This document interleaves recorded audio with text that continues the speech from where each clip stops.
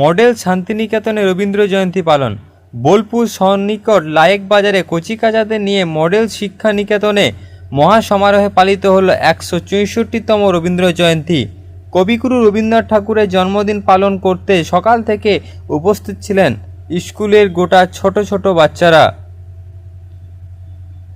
গান, কবিতা, আবৃত্তি, নাটক পরিবেশন করে স্কুল প্রাঙ্গণে বাচ্চাদের এই অনুষ্ঠান দেখার জন্য উপস্থিত ছিলেন স্কুলের অভিভাবক থেকে শুরু করে অতিথিরা। আজকের এই অনুষ্ঠানে মূল অতিথি হিসাবে উপস্থিত ছিলেন শান্তিনিকেতনের প্রবীণ আশ্রমিক ও শান্তিনিকেতন ট্রাস্টের সভাপতি অনিল কোনার মহাশয়। এছাড়াও এই অনুষ্ঠানে উপস্থিত ছিলেন শিক্ষক, শিক্ষিকা সহ অন্যান্য বিশিষ্ট ব্যক্তিবর্গ। কাজী আমিরুল ইসলামের রিপোর্ট, সিউড়ি টাইমস, বোলপুর, শান্তিনিকেতন, বীরভূম। মাঠ রয়েছে ঢেকে, মাঝখানেতে পথ গিয়েছে বেঁকে, গরু বাছুর নেই কখনো কানে, সন্ধে হতেই গেছে কানে।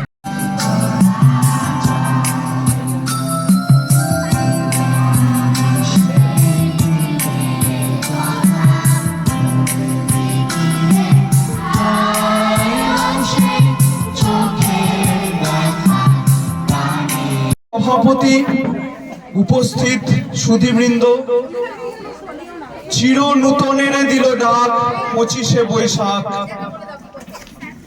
আজ বাঙালি জাতির জীবনের সেই স্মরণীয় এবং মহত্তম একটি জাতির সমগ্র জীবনের আধার। বাঙালি জীবনের গেল শতকের প্রথম 40 বছর রবীন্দ্র যুগ বলেই চিহ্নিত হয়। সুধীবৃন্দ, বাল্যকালে রবীন্দ্রনাথের সাহিত্য প্রতিভা স্ফুরণ ঘটেছিল। বয়সের সঙ্গে সঙ্গে জীবনের শেষ দিন পর্যন্ত তার এই প্রতিভার বিকাশ অব্যাহত ছিল। মহামনীষীদের জীবনে এমন দৃষ্টান্ত বিরল, রূপ ধরে না ঐশ্বর্য লাভ করেছে। গীতাঞ্জলি কাব্যগ্রন্থটি রবীন্দ্রনাথের বিপুল সৃষ্টি সম্ভারের কণিকা মাত্র। কবিকৃত এই কাব্যের ইংরেজি অনুবাদ পড়ে সেদিন ইউরোপের বিস্ময়ে মুগ্ধ হয়েছিল জনজাতি। এই কাব্যই তা ছিল ঘনিষ্ঠভাবে সংযুক্ত। ছোট গল্প, উপন্যাস, নাটক, প্রবন্ধ সর্বত্রই তিনিই শ্রেষ্ঠ। তো শুধু কাঁচা বাচ্চা এবং খুব ভালো লাগছে এবং এত অল্প সময়ের মধ্যে মডেল শিক্ষা নিকেতন। সবাই চুপ করবে, pin drop silence, pin drop silence. হ্যাঁ, কি বল? মডেল শিক্ষা নিকেতন স্কুল, এত বাচ্চা এবং গার্জেনরা তারাও খুব উৎসাহিত, অনুপ্রেরিত। তারাও যেভাবে সহায়তা করছেন স্কুলকে, যারা শিক্ষক শিক্ষিকা রয়েছেন তারা তো খুব অল্প রেমুনারেশন নিয়েই তারা সার্ভিস দিচ্ছেন এখন। কারণ ছোটো স্কুল, তাদের কোনো গ্রান্ট নেই, কোনো অন্যান্য গভর্নমেন্টের যেসব সুবিধা সুযোগ সেগুলো নেই বলেই তারাও সার্ভিস দিচ্ছেন। এই সব দেখে আমার খুব ভালো লাগলো।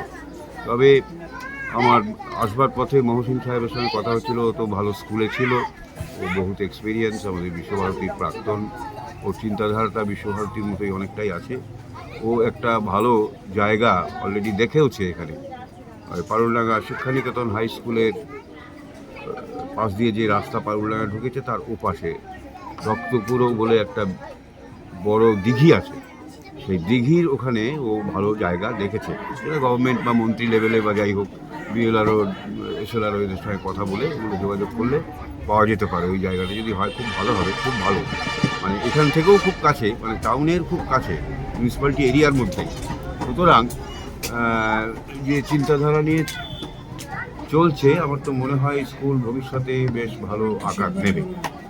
আর ভালো ভালো ছেলেমেয়েরাই পড়বে। এই যে যারা পারফর্ম করলো, আমি তো দেখছি এরা খুব সুন্দর পারফর্ম করে। এদের শিক্ষিকা যারা আছে ভালোইভাবে শিখিয়েছেন, বোঝাই যাচ্ছে। আর ছেলেমেয়েরাও খুব খুব স্মার্ট, খুব ভদ্র, সভ্য। সব দিক দেখে আমার খুব ভালো লাগে। কি বার্তা দেবেন বাচ্চাদের উদ্দেশ্যে? বাচ্চাদের উদ্দেশ্যে এটাই বলবো যে এই স্কুল তোমরা যেভাবে ভালোভাবে শিক্ষা নিতে হয় নাও, এবং এদের সঙ্গে তোমার গার্জেনদের বলো যাতে এই স্কুলে তোমরা পড়াশুনো করতে পারো। এটা তো আলটিমেটলি সিবিএসইর অ্যাফিলিয়েশন নিয়ে বড় স্কুল হবে।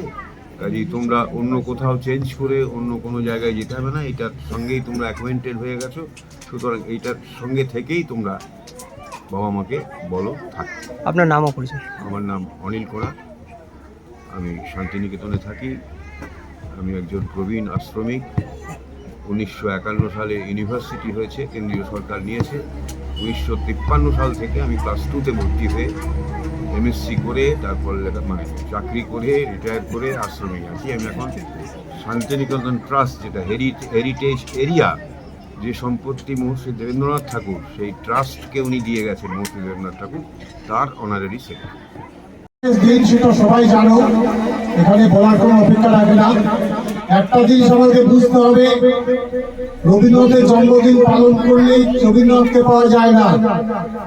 তাকে পেতে হলে তার যে চিন্তাধারা, বিশ্ব মানবতার যে বার্তা, সেই বার্তা আজ অত্যন্ত যুগ উপযোগী। সেই বিষয়ে ছোট ছোট বাচ্চাদের একটা সেন্টেন্স, একটা কবিতার কথা মনে রাখলেই হবে। তিনি একটা কবিতায় বলছেন, চিত্তজিতা ভয় শূন্য উচ্চজিতাশীল। চিত্ত মানে হচ্ছে মানুষের মন, মানুষের মনে কোনো ভয় থাকবে না। তোমরা যারা আমাদের স্কুলে পড়ছো, তাদের মনে কোনো ভয় থাকবে না। আর করতে হবে, মাথা উঁচু করে চলতে হবে। আর যে কাজগুলো যখন করার দরকার, সেই কাজগুলো ঠিকভাবে করতে হবে। কোনো ক্রমেই কোনোভাবে সময় নষ্ট করা যাবে না। আর একটা জিনিস, কোনোদিন কোনো কাজ, খারাপ কাজ করবে না। সব সময় ভালো কাজের দিকে তোমাদের উৎসাহ থাকবে। আর উত্তর সেই ভালো কাজ করতে থাকলে তোমরা একদিন জীবনে প্রতিষ্ঠিত হবে, এই আশা রেখে